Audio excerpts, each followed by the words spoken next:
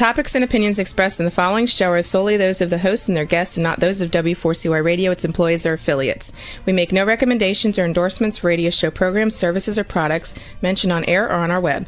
No liability, explicit or implied, shall be extended to W4CY Radio or its employees or affiliates.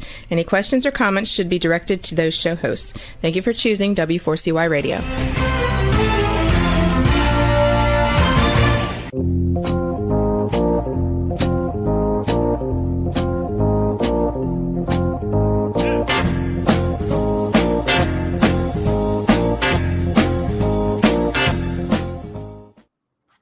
Welcome to the Connected Table Live. We're your hosts, Melanie Young and David Ransom, your insatiably curious culinary couple. We travel the world to bring you the dynamic people who we meet front and center and behind the scenes in wine, food, spirits, and hospitality. We love sharing their stories and our discoveries with you, our listeners. Right, David? We sure do, Melanie. Yeah. So today we're going to take you to Sicily. It's a region we've been to many times. And we had a really wonderful opportunity to attend the annual Sicilia on Primeur, which is, it happens every year. It happened in May 2025, and we just came back. And it is the presentation of new vintages from throughout Sicily. Now, interestingly, locals call Sicily a continent. It's really only separated from mainland Italy by the Straits of Messina. You can take a ferry from the top of Sicily to Calabria, and we need to do that sometime. Well, they've been talking about building a bridge for decades, but Yeah. it hasn't quite happened yet, but everybody still keeps talking about it. Yeah. And how easy travel to Sicily will be once that happens. Maybe it's still in the works, we're not sure. Anyway, Sicily's a great place. We love going there, and we're going to talk about it today. Yeah, and what's neat is we flew Delta through JFK, and now as we were coming back from Sicily, we saw that, I think it's seasonal, but Delta now offers a direct nonstop JFK to Catania flight. That's like so awesome because we want to go back. Yeah, I think it's a seasonal flight, so they do it in the summertime, but you never know. You never know. There's always flights to Palermo. But it's really a great thing. Now this year, so the program moves around. We've been to Taormino, near Etna. We've been to Palermo, but this year we were based in Modica, and that's in southern Sicily on the kind of eastern side, right, David? It's down in the southeast corner of Sicily, So it's south of Syracuse. Right. So you're closer to the Mediterranean Sea. There's some mountains to the north, and what's neat about Modica, it's a very steep city, and it's known for its chocolate production. Yeah, and it's not on the coast. It's actually inland a little bit. So it's actually kind of built into a canyon of sorts. And you have to drive down the hill into the ravine, and there's the city, which is built along all the sides of the different sections of the ravine. It's really quite beautiful. Really quite beautiful. We stayed it's a medieval town. That's right. We stayed at the Modica Beach Resort, which was closer to the beach. Yeah. And it's a beautiful area. Now, there were lots of grand tastings and master classes, enabling us to try the different range of wines and new releases from throughout Sicily. But one of the highlights every year for Sicilia on Primeur is the opportunity to do mini field trips, which is what we call them.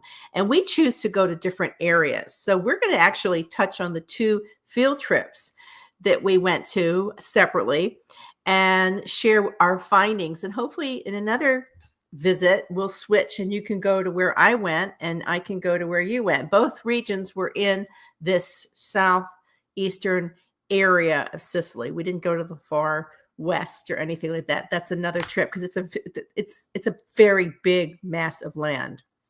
So I'll start. So I was really excited, David, because the trip that I was assigned took me on a bucket list. I call it the wine bucket list, to the UNESCO Heritage Site of Cerezuela di Vittoria, DOCG. It's interesting. It is the first DOCG in Sicily, and right now the only DOCG.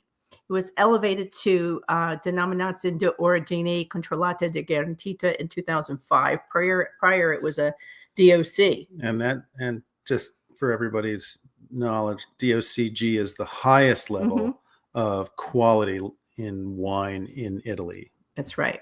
as pertains to the wine classification system. Exactly. And the production area is very specific as per DOCG.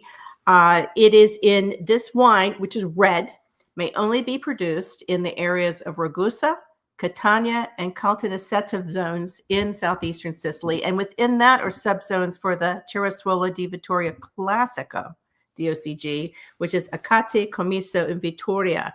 The name actually, Cerasuolo means cherry red, and these are very intense cherry blackberry wines, very beautiful wines that are a required blend of Frappato, which is a native grape to the area, very fresh, fruity, almost like they call it the Gamay of Sicily, and Nero d'Avola, which adds more elegance and tannin. So Frappato is low tannin, fresh, juicy strawberries. Nero d'Avola, which is grown elsewhere in Sicily, is more blackberry and plum and more tannins.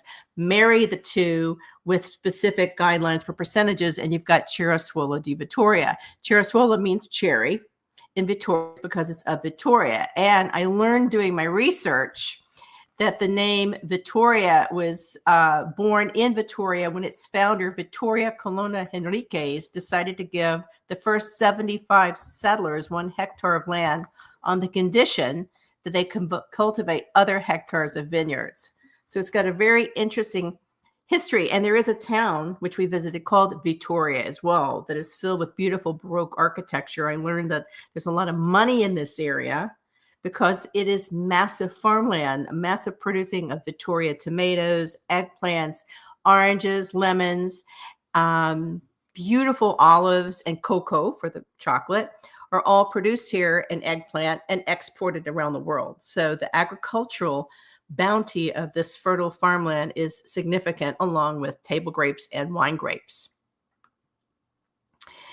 Anyway, that was my chore. Now, I can either go into the wines now or let you share where you went, and then we can talk about the different areas. What would you prefer, David? Well, I'll touch on where I went. You went to Cerasuolo di Vittoria, which is not quite the southeast corner of Sicily. No, it's more I actually central. went to Noto, N-O-T-O, which is the southeast corner of Sicily. Literally, it's right down in the corner of the island, and it's just a beautiful area. It's kind of remote.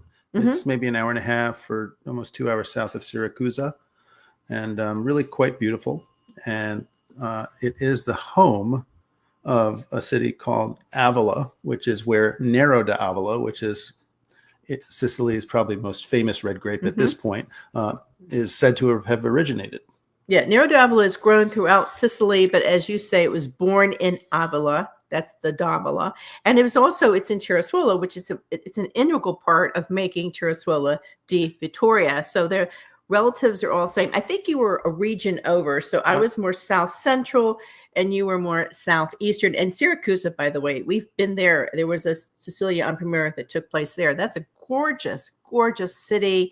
Baroque architecture as well. And the ancient city of Ortigia is there, a wonderful tourist destination with a lot of history. Yeah, did you go to Ortigia when you were there? I did not, but I did go. We did spend some time in Syracuse, which was just gorgeous. It's just stunning. You know, one of the nice things about these little mini field trips is that you taste a lot of wine, but you also have great food and learn about the cuisine. And they also take you to some architectural and cultural attractions. For me, a highlight was the Donna Fugata Castle, which was owned by a very wealthy baron who had kind of a sense of humor. He liked to pull pranks on people. Throughout our tour, we learned about these like practical jokes he would play on his guests and all his paramours. They hid here and there, and there's actually a labyrinth where he used to have little trysts and whatnot. It's very elegant. Donna Fugata, which we know is the name of a winery of no relation. It means woman in flight. And there's a lot of symbolic significance to the name Donna Fugata in Sicily. Yeah, it's really quite an interesting place and a very special place in the city of Ragusa. Yeah, it's really quite beautiful. And well, there's two. There's the one we went to, which is a villa, and then there's a bigger castle elsewhere. And then the city of Vittoria, where I also went, is just filled with art, a beautiful theater, And as I said, there's a lot of money down there because people are making major agricultural products and exporting them to the world. So that was surprising. And they've been doing it for a long time. Yeah. It's not a recent development. No, this not really at has all. been that agriculture of, lemons and nuts and fruit and tomatoes and of course wine has been the backbone of this region's ability to make money for quite some time. What's always interesting about Sicily, David, is that wine has been made there for generations, dating back. They always take you to the Etruscans wherever you go. This is an area that's been invaded by many cultures, whether it's the French, the Spanish, the Greek, the Arabs. There's a lot of multicultural, but modern Sicily, modern winemaking really is fairly recent, like the late 20th century and the 21st century. It's always interesting when you hear that and they go, we came in 2005, which for you and me, that's kind of recent. It is recent. My family had already bought and sold a winery by then. Right. So we, I think to put in context again, Sicily has been making wine for millennia. Yeah. But a lot of times it was cheap jug style wine that was just meant for drinking around the family table, and nobody ever bottled it. And most of it was sold off in bulk to other regions of Italy and Europe to help fortify their wines, whether it's color or alcohol or fruit component. It was a very popular wine to ship off to other regions. And Noto, there was a winery in Noto that I visited, which did exactly that for a couple of hundred years before they decided to privatize themselves. I love that, a couple of hundred years. Yeah. So modern Sicilian wine production is, in the scheme of the world of wine, more recent. And it has been a game changer. Because Sicily imports, I don't know the exact numbers, but a significant amount of its wine is exported around the world. And the United States is a major market for Sicilian wines. And they are prized now. And they're so different by region. As we said, everywhere we went, every speech, every presentation, somewhere in there was the words, Sicily is a continent. It is that belief that it is unto itself. And when you go there, it really does feel different. You're in Italy, but you feel a world away. It's very special. I think it was Alessio Planeta that of the Planeta family, who has 5 wineries on Sicily, who first coined the term, don't talk about it as an island, talk about it as a continent. And I think we get it. And, every time we go, it's a new discovery. And the wines are terrific. And the great thing about Sicilia and Primeur is we can taste all the wines. There are technical tastings and more. One day is white, one day is Rosado, there's sparkling, and then, of course, the reds.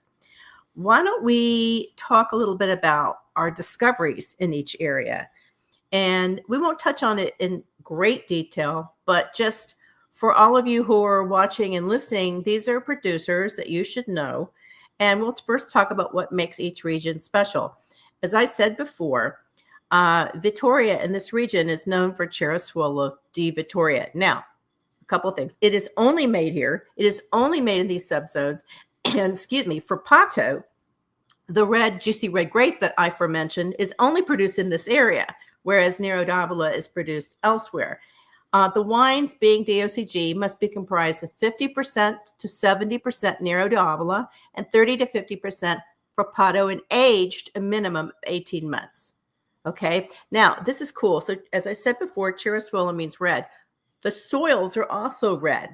That's a distinguishing factor, and it's very different from where you were for the soils. They're called terra rossa. And when you see red soil, it's rich in iron and minerals. What's interesting about these soils is they literally form a sand clay blanket over a subsoil made of white limestone. Why is that significant? Because as the roots burrow into the more porous sandy soils, they have to dig deeper into the limestone soils. And we all know in wine, poor and struggling is important because you want the soil to be poor and difficult, and you want the wine, the vines to struggle more to get that water, because that makes the fruit more beautiful. Exactly. That's what we always used to say at our winery when I was giving tours. Grapes love a struggle. Right. So and so this was formed because this area was covered by the sea, right? Well, a long time ago, yeah. Yeah, but it's also volcanic. as well. So there's lots going on in Eastern Sicily to talk about in terms of terroir or soil types. That's for sure. But this is a distinguishing thing about the Terra Rossa. And the silt and whatnot from Etna, which is an active volcano and had a little issue and exploded after we left. That comes down. It always explodes after we leave. I know. And then the seabeds, which once covered this area, leaves fossils. So you've got rocks and limestone and fossils and silt. It's just amazing. Yeah, it's really neat. And the soils in Noto, where I was, are the same types of soils, but there's no iron in them, so they're white. It's a really interesting The pictures soil. are amazing. Yeah. So how far is roughly would you say Noto is from the Vittoria area where I was, the Ragusa area where I had the Terra Rossa soils? I'm going to say it's an hour. But it's interesting. Yeah, but it was interesting. Even at like one of the wineries, Valle della Cata, which is now a sixth generation, run by a sixth generation family member. She showed us 7 different soils amongst her 70 hectares of vineyards, ranging from the red to black and crumbly to white and sandy with stones to just super white and sandy and super poor. And they each were utilized to grow specific grape varieties. Well, I think that's kind of the joke on Sicily a lot of the time, because a lot of the hilltops, they're affected by so many different things and so many different origins that it's, you want to learn about the soil? How much time do you have? I kind of like it. And I like it I love it when they actually show the soil and then they show the wine and then you taste the wine. And then you taste the wine. Yeah. And you really can taste the soil in the wine. You can. Taste that terroir and taste where it comes from. I think it's an amazing spot. You want to talk about your wines and your wineries that you visited? So here's something I learned. There's actually a wine trail. So what's growing in popularity throughout Italy and especially Sicily is wine tourism. And we're kind of excited about that because we're all over it. And so they have a Cereswalla di Vittoria wine trail, which I think I got a mini taste of. And within that, some of the wineries have agritourism, so you can actually stay there or nearby. And that's wonderful if you're driving around, or you can, we worked with Just Sicily, wonderful tour company that took us around because you don't want to drink and drive. Okay, I'm going to start. These are all family run or familial in some way. My first one was Terra di Giuffro, Giurfo. It's owned by a German family. Achille Alessi greeted us. They all of them make the same wines. His wine that I love the most was called Mascaria Barricotta Cereswalla di Vittoria. It's a beautiful wine. The winery itself is, I'm not sure how old it is, but it's in in the Dirillo River Valley. There's a couple of river valleys and beautiful expression. The next one was Maggiovini, the family owned, and they have different vineyards. We tried wines from the different crews. Santa Teresa, which is named after a wandering monk, is owned by siblings from Trentino, Stefano Marino Girelli. I do have an importer with them, VS Imports, and they actually did a beautiful presentation with a lunch prepared by a local chef of Ragusa, whose restaurant is called Monsu, Chef Salvatore Monsu. It was terrific. And one of the ones I liked there was actually an aromatic white. It was called Insieme, which means together. And it's blended from Albanello, which is a local variety, Zabibo, and Fiano. The Zabibo and Fiano were aged in stainless, and the Albanello in amphora. I loved it because it was so fresh, and when it's hot, that's what you want, that aromatic wines. I found the wines in this area, the whites, to be very aromatic. The Frappato, consistently fresh and fruity, and the Cereswalla di Vittoria, kind of the elegant style that many say you would have instead of a Pinot Noir. Yeah, and to touch base on Zabibo, for those who may have heard of it or seen it in the store, it's fairly widely planted in the Mediterranean, but mostly known as Muscat of Alexandria. So it's one of the Muscat strains and clones, and it's a delightful, very aromatic, crisp white. It is throughout the Mediterranean. We also learned, and I haven't been, I don't think you've been. It's very it's grown widely in Western Sicily. and it's part of the. It's all over Sicily. Yeah. Yeah. And But so Zabibo is Muscat of Alexandria, Yeah, but they and call it Zabibo on Sicily, and it's Right. very, very well received and grown widely all over the island. Valle Delicata, which I referenced earlier, is a historic family founded by Gaetano Giocano in the 19th century, now run by his sixth generation great granddaughter Gaetana, who we've interviewed on the Connected Table several years ago. She's a doll. We love her. This winery is located in the Classico subzone, Acate, as I mentioned before. There were 3. She gave us this amazing tour of those 7 different soil types and showed how they represented wines in her area.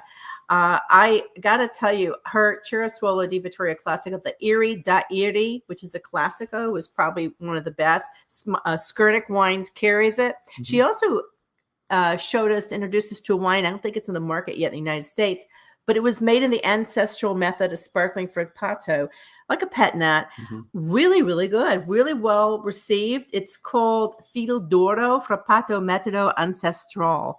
And I think it would be really popular like here in New Orleans when the weather's hot.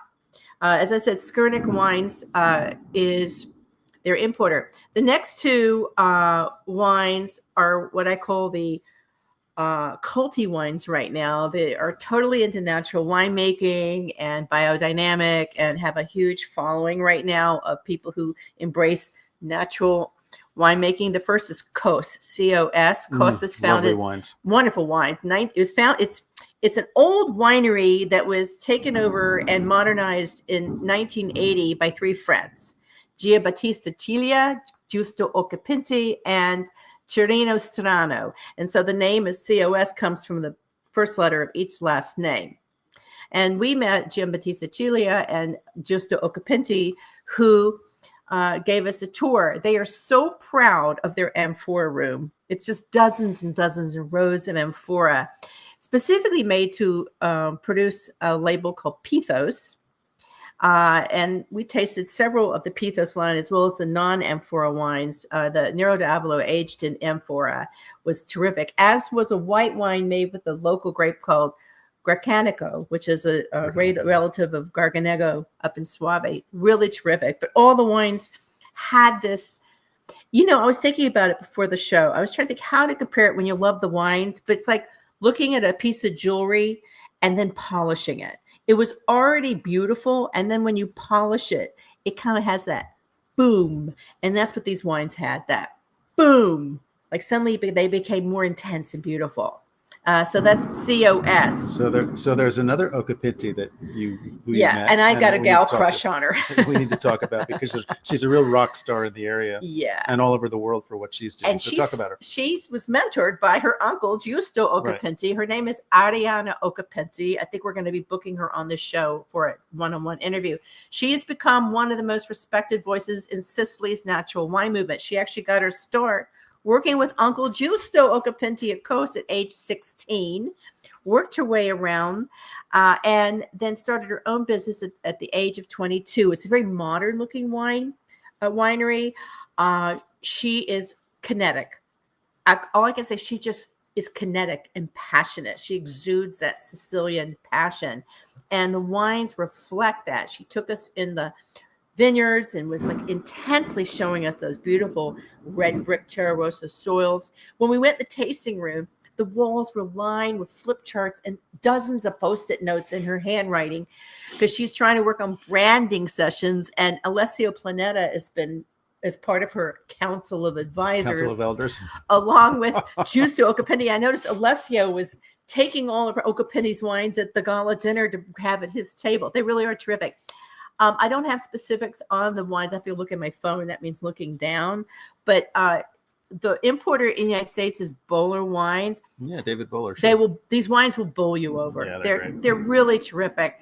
And it's just, as I said, it's like having a beautiful piece of jewelry, and then suddenly you polish it and give it another look, and you're like, boom, this is something different. So again, we've got Arianna Occhipinti, Kos, Valle d'Acata, Santa Teresa, Maggiovini, and Terra di Giuffro are the wineries I visited. There are many more in the wine trail, which you can find by going to the Consortio website, and you will find the whole kit and caboodle, as they say, of wonderful wineries, including, I think, Donna Fugata has one. David, let's start with where you went now. Well, Noto, which is where I went, is a bunch of different things. It's the southeast corner, as we talked about earlier. The soils are white limestone soils and very old, very beautiful, gently rolling hills. It's on the coast. It's actually on two coasts. So it's on the south coast and also on the east coast, because it goes right down to the corner of the island, or continent, shall we say. But it's a beautiful region. As I said, fairly remote. There's not a lot of wineries there, but there's a lot of grapes grown there. And it is the reputed original home of the grape Nero d'Avola, because which stems from the city of Avola, which is within Noto, the region. And then there's also the city of Noto, which is a beautiful Baroque city. Lots of tourists go there. It's got a gorgeous cathedral. It's beautiful Baroque architecture in town. It's a very pretty city. It's quite popular to visit as a day trip from Syracuse. And so that's kind of the layout of Noto, the area. The region is mostly populated by small wineries, and all the ones that I visited were either family owned or partner owned, which means a couple of different people got together and bought a winery. So it's a very interesting region. It's kind of off the beaten track, but there's some key players from Italy and the region itself who are really kind of making Noto into a force within the Sicilian wine movement. Well, like who? Well, let's start with the list, shall we? Okay. Another one thing I want to say is that it's also the driest area in Sicily to make wine and grow grapes. So there's very little rainfall there. So the grapes struggle. There's not. Yeah. And it's good for the grapes, of course, because as we say, grapes like a struggle. But it's a very dry, very sunny region. There's a lot of carob grown there, which you can make carob powder and chocolate, things like that. So there's carob grown there as well. There's a lot of olives grown there. There's a lot of lemons grown there, and of course, there's a lot of grapes grown there. This is an agricultural bounty. Well. So I'm looking at a map just before you start, just to give our viewers and listeners context. If you look at Sicily, the continent, where he's talking about is literally the corner, the lowest corner of the southeast. So to the south is the Mediterranean Sea, and literally at the corner, it connects to the Ionian Sea. So this is an area deeply impacted by Greece. You're very close to Greece. And if you head upwards up the coast, you're going straight up to Taormina. I know there's some day trippers that go from Taormina down to Syracuse and Ortigia, and then Calabria. So this is the far west.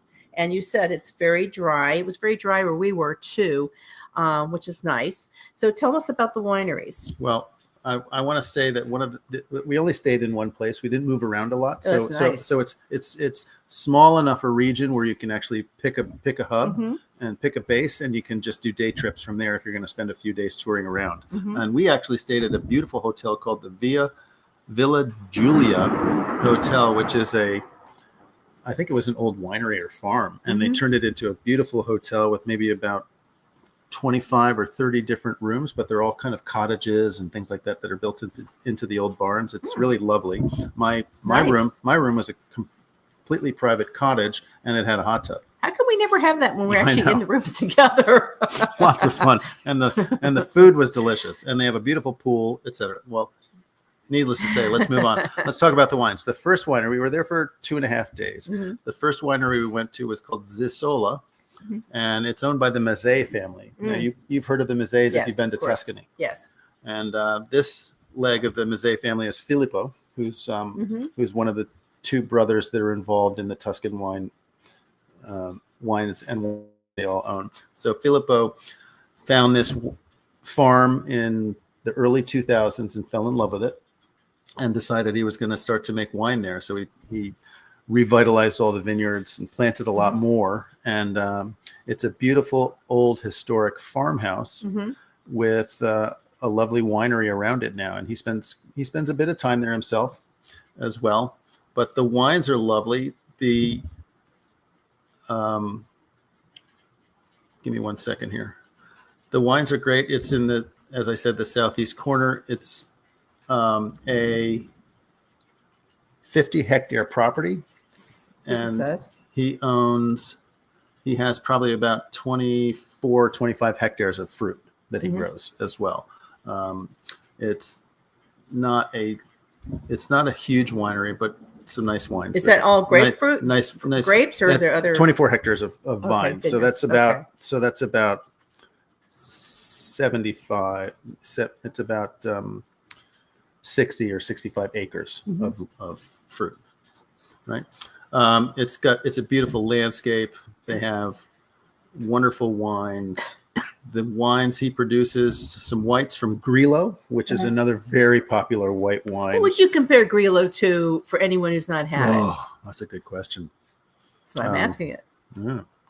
I'm going to say, production-wise, it's probably the Pinot Grigio of Sicily. But it tastes completely different. It's got lovely citrus notes and aromatics to it. You get the grapefruit and citrus, but you get a lot of aromat and a lot of herb, because this is the scrub. Yeah, I call it the scrub of the area. I find it's a lot more lively on the palate than Pinot Grigio is, which tends to just sit on your palate. And it ages nicely. We've had some very nice aged Grillo. Yeah. So his Aziza is a 100% Grillo, but it's a Grillo that he gives some skin contact to. So it's kind of got a Grillo with a modern twist. There's a lot of Grillo made on Sicily, as we know, but this is skin contact Grillo. Which kind of brings down the vibrancy a little bit and makes it a little more linear, but it's also still very bright. A lot of florals in the nose. It's a lovely wine. And then he makes a number of reds as well, of course, from Nero d'Avola, because it's the local grape, right? But the Nero d'Avolas I find in Noto are very unlike the Nero d'Avola that you get on the west side of Sicily, like in places like Memphis, where they grow a lot of grapes and make a lot of wine. The Nero d'Avolas from Noto are more elegant. They've got more freshness. They've got more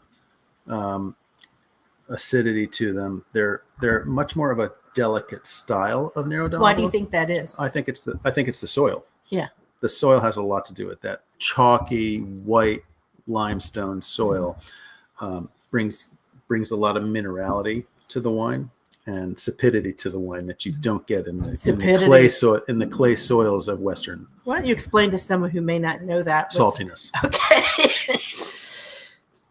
Excuse me, my souvenir. It's also very close to the sea, because literally the vines are maybe 3 or 4 kilometers from the sea, maybe 10 at the most. So, I was standing in a vineyard looking at the sea off in the distance. That's how close it is. So here's an interesting fun fact. So that sea air comes in and affects those vines as well. I call sapidity sea breeze. Yeah. So, here's a fun fact, by the way. Grillo is also used to make Marsala, which is the flagship wine. Yeah. Fun fact. I love Marsala. Just like Zabibo, the Muscat d'Alexandria, is the base wine for Besito de Pantelleria, where you've been. I haven't. Different coast, but just fun fact. Yeah, Zabibo. Yeah. Grillo and Zabibo. But one of the neat things I found in this region was they also are doing other things. They're not just strictly using the native grapes. They're also kind of going out on a limb and making wines from the international varieties as well. So the Effa-Emi, which is a red wine that Zisola makes, is a Petit Verdot based wine. Oh, no. And really quite good. And then they also make other native white wine grapes that they make into wine. They make a beautiful Catarratto, which we know from Etna. But it's grown widely around Sicily. But they also grow it down there as well. They do it a little bit in the Cerasuolo area, but a little bit. So moving on to the next one, which I just fell in love with that I could move there, was Giacero Winery, which is, again, started in the early 2000s. Right. So we're getting a pattern here, right? Old winemaking facility, kind of fell into disrepair. Somebody comes along and takes it over and makes it into a modern place. Because land was cheap and they scooped them up for probably great deals. So this was owned by Giovanni Baroli. Now, he called himself he said his family had a printing business. Yeah. And I was like, okay, so what did you print? He goes, well, dictionaries. Well, his dictionaries are in every home in Europe. So he had a very successful printing and publishing business. But you would never know it. But you'd never know it because he's just the nicest, soft-spoken guy. Yeah. And he basically retired from his family business to go create his own business in Sicily when he and his wife, who's from Venice and he's from Piedmont, fell in love with this property and bought it and decided to renovate the winery and turn it into what it is today. The wines are fabulous. They did have a consulting winemaker whose name escapes me at the moment, but they have bought their estate in 2004 and began renovating it. It's in between Modica and Noto. So it's and all of that's a UNESCO World Heritage Site, by the way. The Giassera means it's an Arabic word, or it comes from an Arabic word that means island. So it's their own little island. And that's the way they live it. They live there pretty much full time. They spend very little time up in Piemonte or Venice at this point. And the wines are just delicious. And I was very taken with what they're making. They again do Grillo, Catarratto. They also make Chardonnay and Merlot. They do Nero d'Avola, of course, and then they do a Moscato Bianco, not Zabibo, which is Moscato of Alexandria, but Moscato Bianco, which is a different grape. And Moscato Bianco is really the main muscat that's grown in the Noto region. Okay, so there's just a lot so of you know why I'm looking that way. Like we're having a mini hurricane. Yeah, I think hurricane season just started. Yeah, what the heck? The trees are kind of sideways. Anyway, let's get to the wines because I could wax poetic about the winery and the people that run it. Let's go to the wines the entire time. So we've got like this much left. So the wines I loved, the Bianco was a mix of Moscato, Chardonnay, and Catarratto. A really lovely mix. 6 months aging. It was all done in stainless steel. A lovely wine, great high acidity, floral notes, bright. Just a lovely wine. Then there was a wine that was kind of the step up white, which was Caratan, which is a Catarratto Lucido variety. It's a particular clone of Catarratto, which I hadn't actually heard of before. And then again, 6 months aging in stainless steel, much more dense and intense of a wine. And then one that I thought was amazing. He's the only person that I've met outside of Mount Etna that is growing Nerello Mascalese.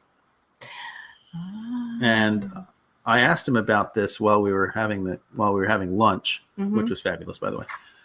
And I said, why are you growing Nerello? I said, nobody's growing it outside of Etna. He goes, well, I was talking to a friend of mine up on Etna, and he said, give it a try. So I did. And how did it work? And it's delicious. It's a vastly different style of Nerello Mascalese than the Nerello Mascalese that you get on from Etna's volcanic soils. And it was very interesting to try.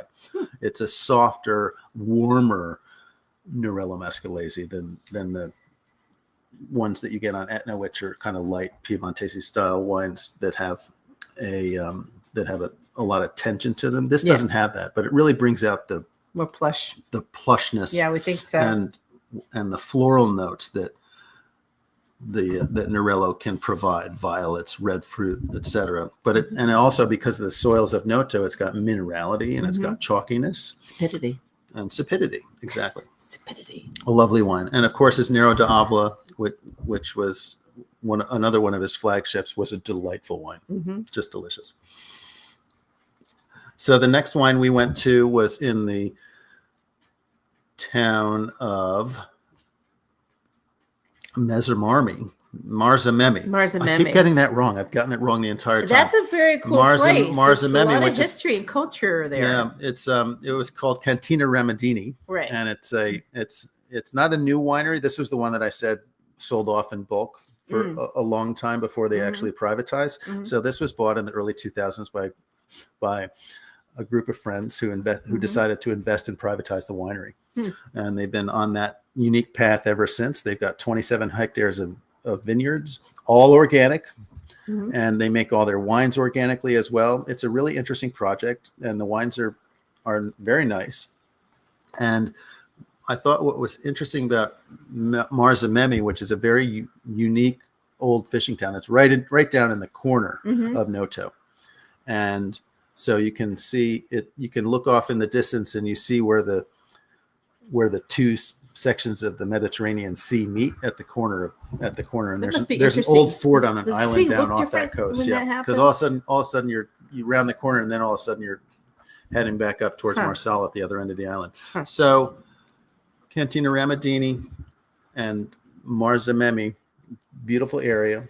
The winery is a very old historic winery, and you could actually see, because it was a bulk wine facility for a long time, you can see where they actually had huge tanks, and they would gravity feed the tanks through pipelines out to the port to fill the ships. Oh, wow. And those pipelines are still in existence. Wow. Yeah, they don't use them anymore, but they're still in existence.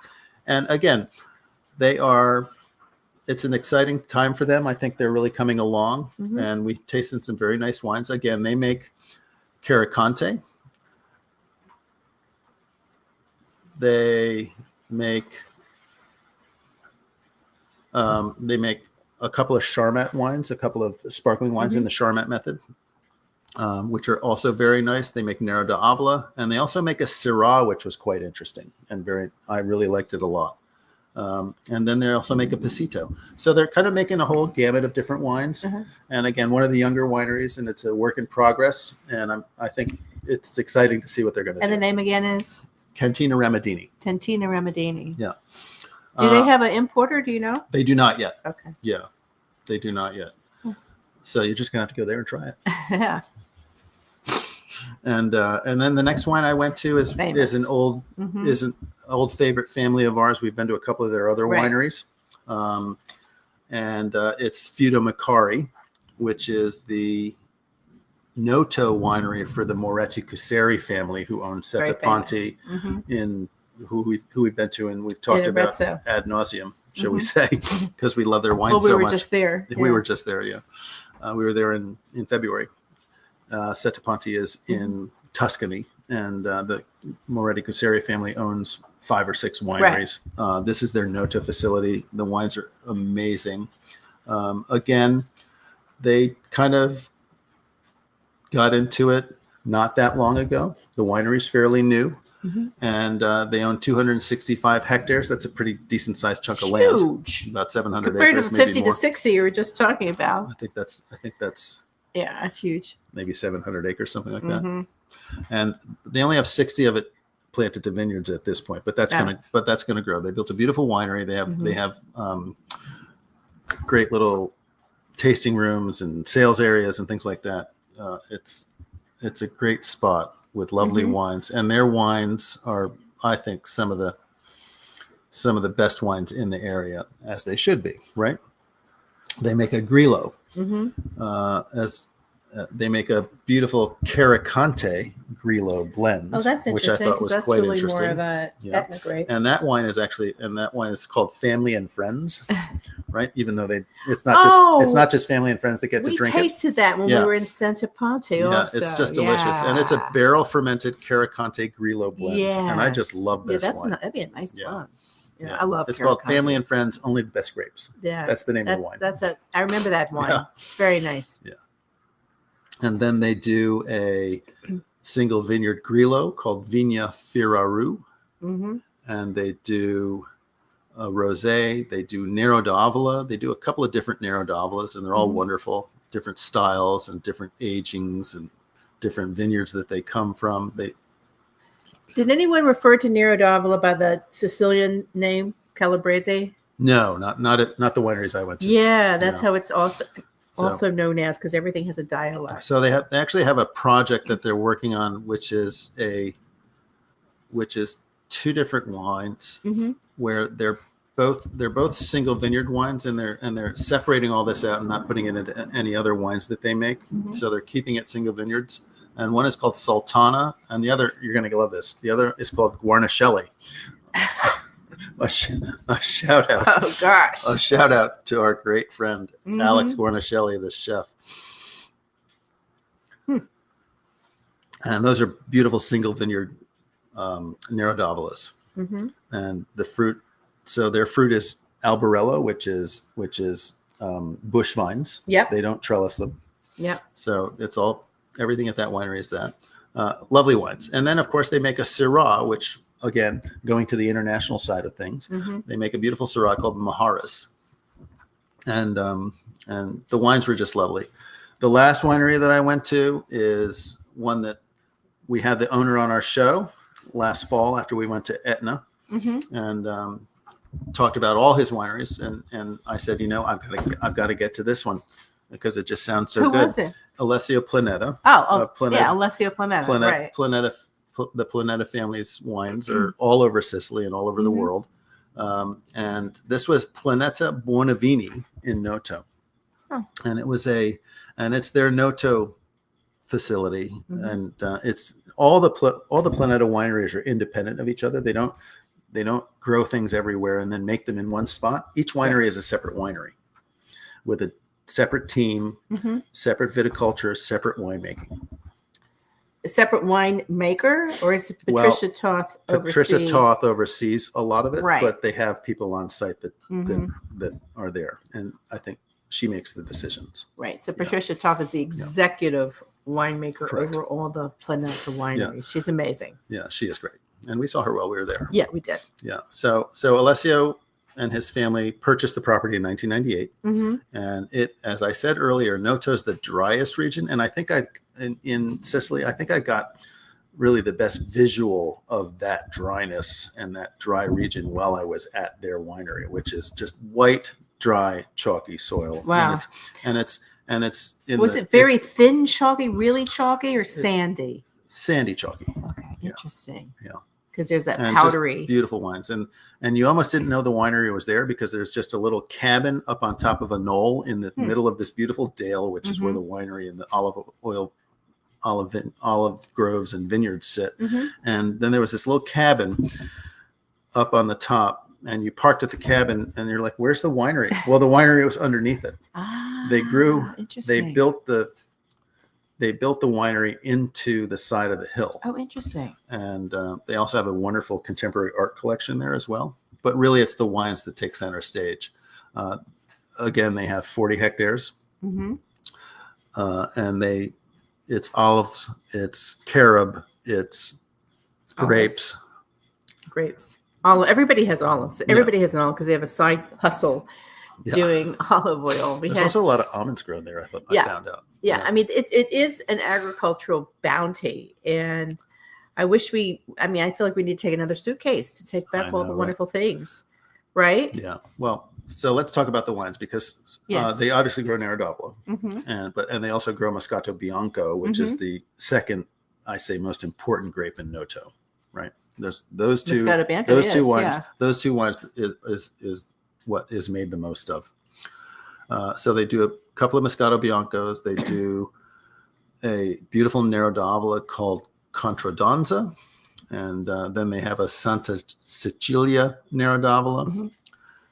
And we tasted a few vintages of those while I was there, which was very interesting to see the different vintages back up next to each other and taste them side by side. They make, again, a beautiful Frappato. Because they have because they also have a place in Vittoria as well. In Vittoria, right. So we actually got to taste the wines from Vittoria while we were there because it was so close. They figured, so they brought them just throw them into the tasting. So we got to taste the Frappato, the Ceresvola di Vittoria, and a couple of versions of that. But really, it's the wines that they grow there that are the stars. The Moscato Bianco. They don't grow a lot of different types of grapes here because they do that in other places that they make wine. So they really kind of focus on what's in Noto at the Noto winery, and I kind of like that about them. We don't have a lot of time left, but just quickly, how would you compare the Moscato Bianco here, made in this area, to say elsewhere? Maybe a little more minerality to it. Yeah. Again, sapidity. I think we should all be looking harder at Moscato Bianco and not putting it into the sweet wine category corner, because it's really quite amazing and versatile, particularly with the spicy foods that we all love. And this area is known for this specific type of wine. Yeah, just to note, the Santa Cecilia which is a Nero d'Avola, is their Mm-hmm. top wine from that area. Mm-hmm. Well, you know what? We can't go on. We're getting a time thing. So we hope you've enjoyed this little mini tour of Sicily, specifically the Val di Noto area and Cerasuolo di Vittoria. We want to thank the organizers of Sicilia on Primeur and their various agencies, including ZCOM and Just Sicily. Those are great tour organizers. We hope we're invited back. We will be bringing you some of the producers that we met on future editions of The Connected Table. You can follow us on Instagram at The Connected Table. You can follow us on YouTube, and you can read our blog at theconnectedtable.com, which documents much more in detail our travels and the people we meet. We encourage you to write and share our shows. And more importantly, we want you to travel, explore, step out of your tasting comfort zone, and always stay insatiably curious like we are. Take care, everybody. Ciao.